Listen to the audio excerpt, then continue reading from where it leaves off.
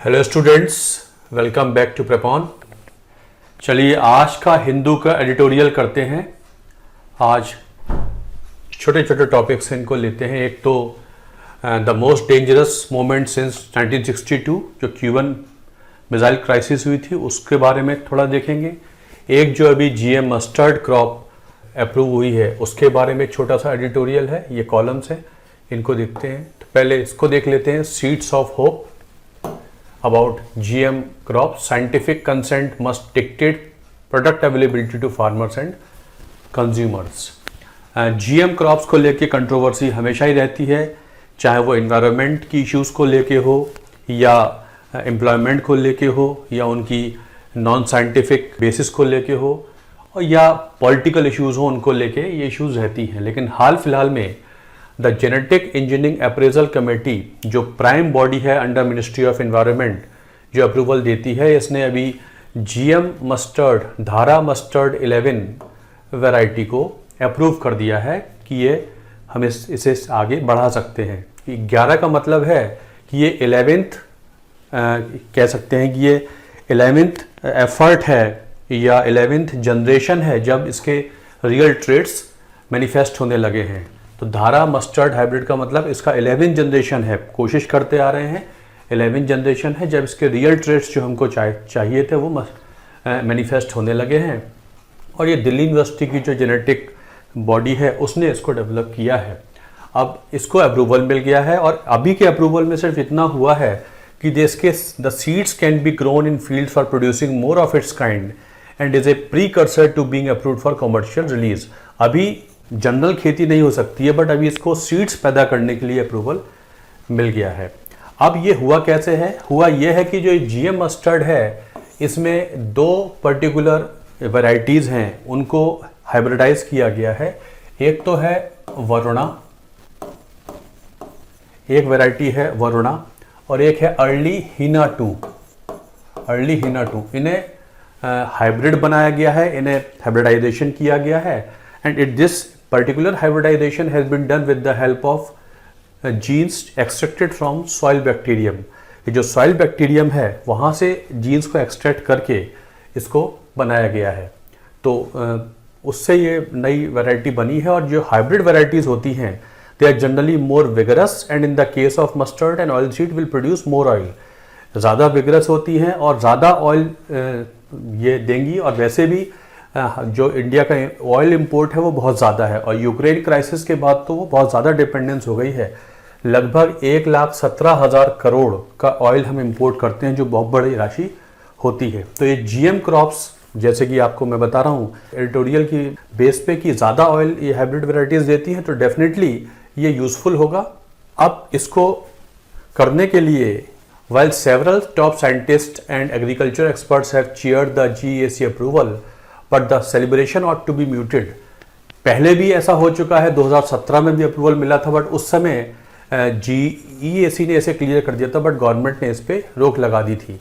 और ये पहली ऐसी जेनेटिक जीएम फूड क्रॉप नहीं है। इससे पहले बीटी ब्रिंजाल, जो बीटी ब्रिंजाल है वो पहली ट्रांसजेनिक क्रॉप फूड क्रॉप थी भारत में जिसको अप्रूवल मिलने लगा था बट उस समय की गवर्नमेंट ने इसको डिफरेंट वजह से इसको रोक दिया था। तो it was this GM mustard is the second GM food crop। The first was BT brinjal that was given the approval by GEAC। तो याद रखना है ये GM एग्जाम में क्वेश्चन ऐसे आ जाएगा कि GM mustard DHM 11 is the first transgenic crop approved by GEAC। It is not the first, it is the second। Food crop की बात हो रही है। BT कॉटन तो हुआ करता है, BT कॉटन तो सबसे पहले का है बट यहाँ फूड क्रॉप की बात हो रही है। तो BT ब्रिंजल पहला था जिसे अप्रूवल मिला था, सेकेंड जीएम फूड क्रॉप है बट जीएम मस्टर्ड वाली जो है ये पहली बार आगे बढ़ गई है, बीटी ब्रिंजल रुका हुआ है। अब इसको मैंने आपको बताया, इसको हाइब्रिडाइज करने के लिए the barnage and barrister system use हुआ है। ये जो बार्नेज और बारिस्टर सिस्टम है ये दो जीन्स हैं जो सॉइल बैक्टीरियम से एक्सट्रैक्ट की गई हैं। इस सिस्टम का इस्तेमाल हुआ है। तो याद रखेंगे जीएम मस्टर्ड DMH 11 को बनाने में जो क्रिस्पर टेक्नोलॉजी होती है, जीन एडिटिंग की जो होती है वो इस्तेमाल नहीं हुई है। They have use barnage and barrister system, वो इस्तेमाल हुआ है। क्रिस्पर कहते हैं ज़्यादा शार्प होती है, एफिशिएंट है, सस्ती होती है। It is a gene editing tool जिसमें क्रिस्पर CAS9 टूल होता है, मतलब 9th protein of CRISPR assisted gene editing tool, जिसके जरिए ज़्यादा अच्छी तरीके से एडिटिंग हो सकती है। बट इसमें ये बारस्टर सिस्टम इस्तेमाल हुआ है in this particular GM crop. Problem कहाँ आती है? प्रॉब्लम यहाँ आ रही है कि ये कहा जा रहा है कि इसके प्रॉब्लम है वो, एक तो हनी बी का जो पॉलिनेशन करती हैं वो मस्टर्ड के नेक्टर पर बहुत डिपेंड रहती हैं, तो हनी बी पॉपुलेशन में डिक्लाइन आ जाएगा। दूसरा ये है कि इसमें एक बार जीन लगाई गई है, इसमें एक बार जीन लगाई गई है GM मस्टर्ड में, और बार जीन जो है वो एक जो वो होता है हर्बिसाइड का जो एक इफेक्ट है उसे मेंटेन करती है ताकि इसमें क्रॉप में डिस्ट्रक्शन ना हो। तो ये दो इशूज लेके आने की, बार जीन से जो है वो जो लोग हैं जिनको रोज़गार मिलता है, जो क्रॉप्स को वीड आउट करते हैं, जो वीड्स होती हैं उनको हटाते हैं, उनका रोज़गार ख़त्म हो जाएगा क्योंकि हर्बिसाइड की नीड नहीं होगी और आसानी से जो है वो क्रॉप इंटैक्ट रहेगी। एक वो इशू है, और एक ये है कि ये जो हनी बी पॉपुलेशन है वो डिक्लाइन कर जाएगी क्योंकि वो पॉलिनेशन करती हैं, इसके नेक्टर पर डिपेंड रहती हैं। तो इन इश्यूज़ को लेकर कंट्रोवर्सी चल रही है और डिफरेंट ग्रुप्स इसको रोकने में लगे हुए हैं। बट जहाँ तक जो प्रॉब्लम चल रही है, चैलेंज है बढ़ती हुई पॉपुलेशन का, जिसमें फूड बहुत ज़रूरी है, चैलेंज बन जाएगा, उसमें ये जो जेनेटिकली मॉडिफाइड फूड्स हैं ये बहुत इंपॉर्टेंट रोल प्ले कर सकते हैं और साइंटिफिकली प्रूवन है कि कोई इससे विशेष दिक्कत नहीं होती है। वैसे भी जो हम ऑयल इंपोर्ट करते हैं बाहर से वो भी GM ही होता है, बट हम बाहर से GM इंपोर्ट कर रहे हैं, ऑयल सीड्स या ऑयल, बट यहाँ पर है तो एक प्रॉब्लम दिखाई पड़ रही है। समझ में आता है कि problem is more political rather than any other issue. तो ये एक पर्टिकुलर चीज़ है। तो यहाँ दो तीन बातें आपको पता लगी कि सॉइल बैक्टीरियम से हम लोगों ने जीन एक्सट्रैक्ट की हैं, बारस्टर एंड बार्नेस, और उसकी मदद से हमने दो वैरायटी ऑफ मस्टर्ड को हाइब्रिडाइज किया है, एक वरुणा और एक अर्ली हीना 2, दो वैरायटी है, इनको हाइब्रिडाइज किया है और सॉइल बैक्टीरियम से निकाला गया है। और इसमें बार्नेस एंड बारस्टर सिस्टम इस्तेमाल हुआ है इन प्लेस ऑफ क्रिस्पर 2। और इश्यूज़ ये हैं कि honey bee production population decline हो जाएगी और रोज़गार भी इससे ख़त्म हो जाएगा क्योंकि जो बारजीन लगाई गई है वो हर्बिसाइड की ज़रूरत, उसमें जो वीडिंग होती है वो इससे ही हो जाएगी, जो वीड इंसेक्ट्स वगैरह होते हैं तो कोई नीड नहीं है। तो this small editorial is about GM mustard. अब देखते हैं दूसरा क्यूबन।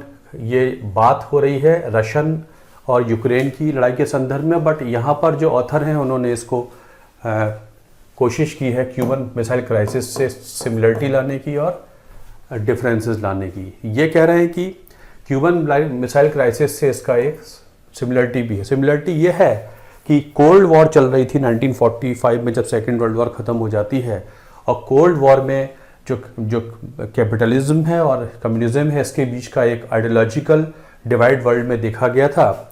हुआ यह है कि क्यूबा में जो प्रो अमेरिकन गवर्नमेंट है वो ख़त्म हो जाती है और फिडेल कास्ट्रो एंड चे गुएवारा ने वहाँ पर तख्ता पलट करके एक कम्युनिस्ट गवर्नमेंट डेवलप कर दी है।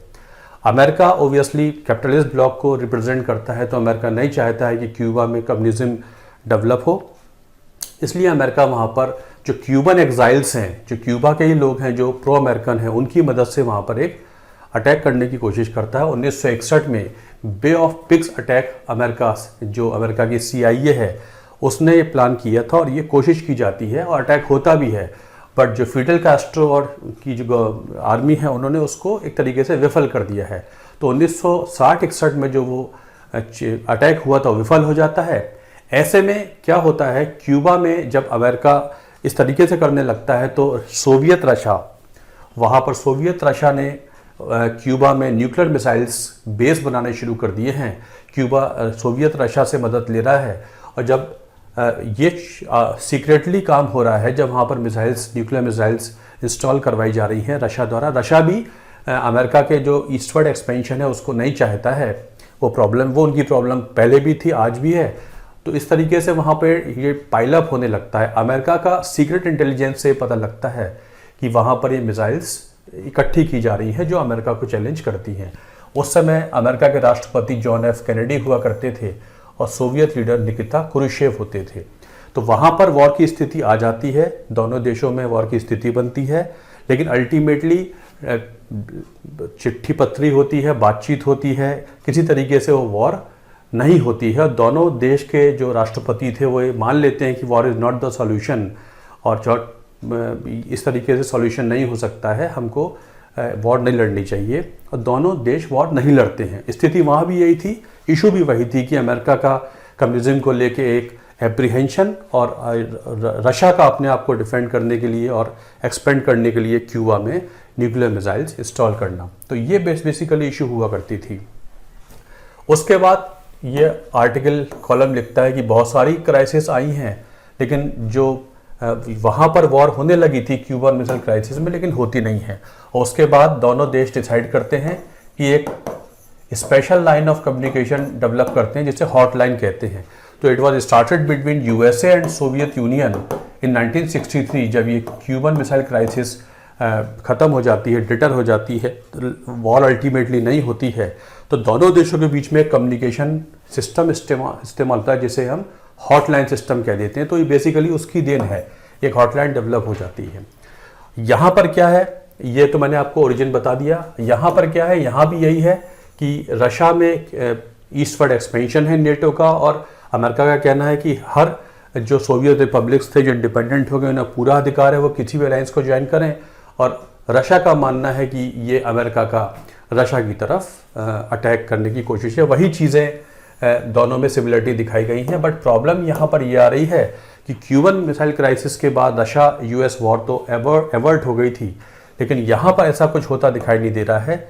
और यहाँ पर ये लड़ाई फरवरी 2022 से अभी भी जारी है और बहुत बुरे हालातों में पहुँचती जा रही है, जहाँ पर कैसा भी फैसला दोनों ताकतें ले सकती हैं। और इस कॉलम में लिखा है, the current phase of Ukraine war is a textbook example of what international relations theorist call a spiral model. Spiral model एक फ्रेज आया है यहाँ पर, as per international relations studies where parties treat each other with matching hostility sharply escalating any existing conflict. दोनों एक दूसरे को नहले पे दहला करने की कोशिश करते हैं और जो इशू है वो स्पाइरल होती जाती है, बढ़ती चली जाती है। न्यूक्लियर वॉर की डिजायर तो नहीं है, लेकिन जिस तरीके से एस्केलेशन हो रहा है कुछ भी हो सकता है अगर इसे जल्दी चेक नहीं किया गया।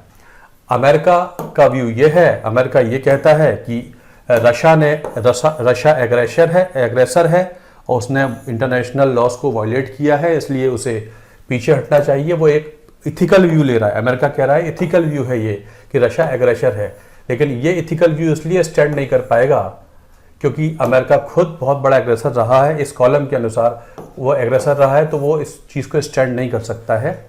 तो बेसिकली अमेरिका इज क्लैंडस्टाइनली और you can say it is supporting Ukraine war, arms and ammunition supply कर रहा है। A more realistic explanation is that Washington sees an opportunity in the Ukraine war to weaken Russia by continuing to arm Ukraine. As per this narrative, Russian failure in Ukraine could have political consequences, including challenges to Mr. Putin's hold on power. ये कहा जाता है कि ये war अगर वो हारेंगे तो उनका इंटरनल पॉलिटिकल कंट्रोल है वो खत्म हो सकता है। तो बेसिकली ये कहा जा रहा है it is more on the political side than the real issues. इस समय के दोनों देश जो हैं वो अपनी इंटरनल इशूज़ को लेके ज़्यादा इस वॉर को लेके चल रहे हैं। कोई रियल उनके बीच में जो रियल एप्रीहेंशन, रियल फियर या थ्रेट जैसी कोई चीज़ नहीं है। And Ukraine president Zelensky says that he would not talk Russia as long as mister Putin is the president. Mister Biden says Putin can not remain in power. तो ये issues हैं कुछ जो इस इशू को बढ़ाती जा रही हैं। एंड इस कॉलम के मुताबिक दोनों में कंपैरिजन दिखाने की कोशिश की गई है। तो ये वैसी स्थिति है बस 1962 में जो क्यूबन मिसाइल क्राइसिस हुई थी, बे ऑफ पिग इन्वेजन हुआ था, फिडेल कैस्ट्रो की गवर्नमेंट को हटाने का प्रयास था, पूंजीवाद और साम्यवाद की विचारधारा की लड़ाई थी, कोल्ड वॉर, उसी का वो एक इवेंट था, एलिमेंट था। वैसा ही कुछ यहाँ दिखाई पड़ रहा है, अमेरिका और रशिया की लड़ाई। ये दूसरा कॉलम है। तीसरा कॉलम जो है वो advance to expand the world's biosphere footprint. यहाँ पर एक इम्पॉर्टेंट छोटा सा point, November 3 will be the first international day for biosphere reserves. ये इस साल से मनाना शुरू किया जाएगा। आज का दिन it will the first international day for biosphere reserves beginning to be celebrated in 2022। इसकी जो बॉडी है वो है world network of biosphere reserve, WNBR। ये 1971 में बनी थी। ये वो बॉडी है जो जितनी भी मेंबर कंट्रीज़ हैं इनके बीच में एक सिस्टम बनाती है, एक नेटवर्किंग बनाती है, जिसमें एक दूसरे को मदद करते हैं, एजुकेट करते हैं, डायलॉग बीच में रखते हैं, सपोर्ट करते हैं साइंटिफिकली हर तरीके से, ताकि ये जो बायोस्फीयर रिजर्व्स हैं, ये जो अर्थ है, ये सस्टेन कर जाए, रिसोर्सेज का यूज़ सस्टेनेबल हो और आगे बढ़ जाए। बेसिकली ये जो इन्वायरमेंट की जो इश्यूज़ है, बायोस्फीयर रिजर्व का जो फंडामेंटल है, ये 3 चीज़ पे चलता है। एक तो है कंजर्वेशन, दूसरा है सस्टेनेबल यूज़, और तीसरा है कैपेसिटी बिल्डिंग। तो एक तो कंजर्वेशन करना है जो डिप्लीट होता जा रहा है, ख़त्म होता जा रहा है। दूसरा ये है कि रिसोर्सेज का यूज़ सस्टेनेबल हो, और तीसरा ये है कि और कैपेसिटी बिल्डिंग हो ताकि इन्वायरमेंट को बचाया जा सके। The fundamental of biosphere reserve rest on the principal that कि जो इकोनॉमिक फंडामेंटल है, सोशल है, इकोनॉमिक है, कल्चरल है और नेचर है, ये चारों को एग्जिस्ट कर सकते हैं। The cultural dimension, nature dimension, social dimension, economic dimension, इस तरीके से एक्टिविटीज़ करें कि नेचर को हानि ना हो, मैन एंड नेचर कैन को एग्जिस्ट। इस प्रिंसिपल पे ये सिस्टम काम करता है, उसी को लेके बात हो रही है। There are 738 properties in 134 countries including 12 in India. 12 biosphere reserves India में हैं, 4 लंका में हैं, 3 मालदीव्स में हैं, और पूरे दुनिया में 738 है 134 कंट्रीज में, जिसमें जो 22 हैं वो ट्रांस बाउंड्री, मतलब कोस्ट में भी हैं, मैरीन में भी हैं, सब जगह एग्जिस्ट करते हैं। The South and Central Asia MAB reserve networking meeting, where MAB stand for man and biosphere programme. MAB programme कहते हैं, जिसके तहत ये डेवलपमेंट किया जाता है। जैसे मैंने आपको बताया, WNBR is an amazing network of sites of excellence, is a unique tool for cooperation through sharing knowledge, exchanging experiences, building capacity and promoting best practices. Its members are always ready to support each other. This kind of help extended through the network is of great importance because of ecological carrying capacity of the planet Earth has been exceeded. जो challenge है अर्थ की तरफ sustainability का, उसमें एक दूसरे की मदद का ये नेटवर्क है, इसे WNBR कहा जाता है। उसको लेके ये आर्टिकल आया है। तो बात ये की जा रही है, साउथ एशिया पे आ जाते हैं। ये साउथ एशिया के बारे में कहा जा रहा है। In South Asia over 30 biosphere reserves have been established. The first one was in Hurulu, Sri Lanka, और भारत में जो पहला था वो नीलगिरीज में था। सन 2000 में भारत में पहला नीलगिरीज में बनाया गया था। भारत में 18 बायोस्फीयर रिजर्व हैं, जिसमें 12 जो हैं वो world network of biosphere reserve या ये biosphere man and biosphere programme recognise करता है, जिनको इंटरनेशनली, और 18 हुआ करते हैं। सन 2000 में मध्य प्रदेश में पन्ना 18वां रिजर्व माना गया है। तो सबसे पहला भारत में नीलगिरीज था, और सबसे पहला साउथ एशिया में वो लंका में बनाया गया था। अब यहाँ पर ये कहा जा रहा है कि भूटान, नेपाल वगैरह में, बांग्लादेश में कोई नहीं है, तो उनको डेवलप किया जाए। उनको डेवलप करने की बात है साउथ एशिया में। South Asia has a very diverse set of ecosystems with Bhutan, India and Nepal combining, having thousands of glaciers, lakes and other things. All biosphere reserves are internationally recognized sites on land, at coast or in the oceans. Coast पे हो सकते हैं, terrestrial भी हैं, land भी हैं, और oceans में भी, जिसे ट्रांसबाउंड्री कह देते हैं अगर 2 जगह पर है। एंड गवर्नमेंट्स, जो नेटिव गवर्नमेंट्स होती हैं, वो डिसाइड करती हैं। उसके बाद यूनेस्को की जो बॉडी है वो इनको स्टडी करती है, फाइनली इनको रिकग्निशन दे दी जाती है। अब बात ये चल रही है कि साउथ एशिया में और इसको बढ़ाया जाए। साउथ एशिया में ऐसी बहुत सी साइट्स हैं जो और नर्चर की जा सकती हैं, हैबिटेबल बनाई जा सकती हैं, जहाँ पर पीसफुल कोएग्जिस्टेंस हो सकता है मैन और नेचर के बीच में, और जो मैन एनिमल कन्फ्लिक्ट बढ़ती जा रही है वो ख़त्म हो सकती है। इसी संदर्भ में 2021 में 2021 में एक world network of mountain biosphere reserve body बनाई गई है। एक और बॉडी बनाई गई है, ये माउंटेन बायोस्फीयर रिजर्व बनाई गई है, जहां पर कम से कम भूटान और Nepal can play very important role. Bhutan, Nepal और इंडिया के जो नॉर्थ ईस्टर्न स्टेट्स हैं वहां पर काम हो सकता है अंडर दिस पर्टिकुलर बॉडी। वो world network of biosphere reserve तो 1971 में बनी थी, बट 2021 में world network of mountain biosphere reserve भी बना दी गई है, जो माउंटेनियस रीजन का जो यूनिक इकोलॉजी होती है, इकोसिस्टम होता है, उसको ध्यान में रखते हुए बायोस्फीयर रिजर्व डेवलप किए जाएंगे। और बहुत सारी ऐसी पोटेंशियल जगह हैं भूटान में, नेपाल में और भारत के नॉर्थ ईस्ट में जहाँ पर चीज़ें डेवलप हो सकती हैं। तो बायोस्फीयर रिजर्व के बारे में ये आर्टिकल लिखा हुआ है कि कैसे इसको बढ़ाना चाहिए, और 2-3 बॉडीज़ की बात की गई है। World network of biosphere reserve क्या होता है, साउथ एशिया को लेकर बात की गई है। आर्टिकल का मकसद ये है कि साउथ एशिया में इसका डेवलपमेंट और ज़्यादा हो सकता है, ये इसकी बात की जा रही है। बायोस्फीयर रिजर्व होता है, उसमें क्या होता है, एक कोर एरिया होता है, एक बफर जोन होता है और एक ट्रांजिशन जोन होता है। 3 जोन हो जाते हैं। जो कोर जोन होता है, यहाँ पर सिर्फ मॉनिटरिंग हो सकती है, यहाँ पर मेन प्लांट्स एंड एनिमल्स रहते हैं अपने नेचुरल हैबिटेट में, यहाँ कोई और एक्टिविटी नहीं हो सकती है। ये तो कोर एरिया होता है, इसे कोर एरिया कहते हैं। एक बफर एरिया होता है।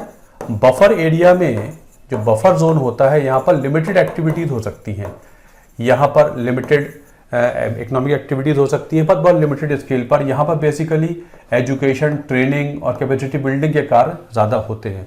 और जो ट्रांजिशन एरिया होता है, यहाँ पर सेटलमेंट भी हो सकते हैं, यहाँ पर इकोनॉमिक एक्टिविटीज़ भी हो सकती हैं, लोग रह भी सकते हैं। तो 3 एरियाज होते हैं, ये पूरा इकोसिस्टम कहलाता है बायोस्फीयर रिजर्व का। कोर जोन में कुछ भी नहीं हो सकता, सिर्फ मॉनिटरिंग होती है, नेचुरल हैबिटेट में रखा जाता है। बफर जोन में रिसर्च, एजुकेशन, ट्रेनिंग वगैरह, कैपेसिटी बिल्डिंग होती है। ट्रांजिशन जोन में मैन कैन ऑल्सो के एग्जिस्ट, सेटलमेंट वगैरह भी हो सकते हैं। तो बेसिकली ये 3 कॉन्सेंट्रिक एरियाज होते हैं बायोस्फीयर रिजर्व के। तो दिस इज बायोस्फीयर रिजर्व, जिसके बारे में ये पर्टिकुलर आर्टिकल आया है। तो आज के जो एडिटोरियल हैं उनमें एक हम लोगों ने क्यूबन मिसाइल क्राइसिस और यूक्रेन क्राइसिस की सिमिलरिटी और नॉन सिमिलरिटी के बारे में पढ़ा। थोड़ा बहुत हमने जाना क्यूबन मिसाइल क्राइसिस की ओरिजिन क्या था और कैसे वो सिमिलर है यूक्रेन रशियन क्राइसिस। दूसरा हमने मस्टर्ड, जीएम मस्टर्ड के बारे में जाना, टेक्नोलॉजी कौन सी इस्तेमाल हुई है, सॉइल बैक्टीरियम से जीन निकाले गए हैं, बार्नियर्स एंड बारिस्टर। और बीटी ब्रिंजाल पहली फूड जीएम क्रॉप भारत में थी, और 2nd नंबर की जो अप्रूव हो गई है वो है जीएम मस्टर्ड। और वरुणा वैरायटी और जो हीरा 2 वैरायटी है, इनको मिलाकर ये हाइब्रिडाइज किया गया with the help of 2 particular genes. CRISPR technology इसमें इस्तेमाल नहीं हुई है। ऑब्जेक्शन ये है कि ये जो हनी बीज की पॉपुलेशन है उससे वो डिक्लाइन हो जाएगी, क्योंकि वो इस तरीके से बनाई गई है, इसमें बारजीन लगाई गई है, जिससे जो लोग मस्टर्ड खेतों में जो वीड निकालते हैं उनका एम्प्लॉयमेंट खत्म हो जाएगा, क्योंकि हर्बिसाइड का इस्तेमाल करने की वो बारजीन लगा दी गई है। तो ये 3 हमारे आर्टिकल हैं और एक बायोस्फीयर रिजर्व पे आर्टिकल है। तो these are the 3 important things in the today's editorial. I have tried to explain you the all important things of these articles. चलिए, hope these are benefiting you. आप लोगों के कुछ कमेंट्स हैं जिससे लग रहा है कि ये जो इनिशिएटिव लिया है जिससे आपको फ़ायदा होगा। जल्दी ही, जैसे मैं रोज़ कहता हूँ, इसको एक्सपेंड करेंगे और पूरा का पूरा अखबार कवर करने की कोशिश करेंगे। कोशिश ये है कि जो बड़े बड़े आर्टिकल्स हैं, एडिटोरियल्स हैं, उनका जो डीक्लटर कर दें, जो काम का नहीं है वो आपको ना बताया जाए, सिर्फ हाईलाइट्स बताई जाएँ जो आपके एग्जाम में आ सकती हैं, जिस पे आप फोकस कर पाएँ, हाईलाइट कर पाएँ। चलिए, थैंक यू वेरी मच।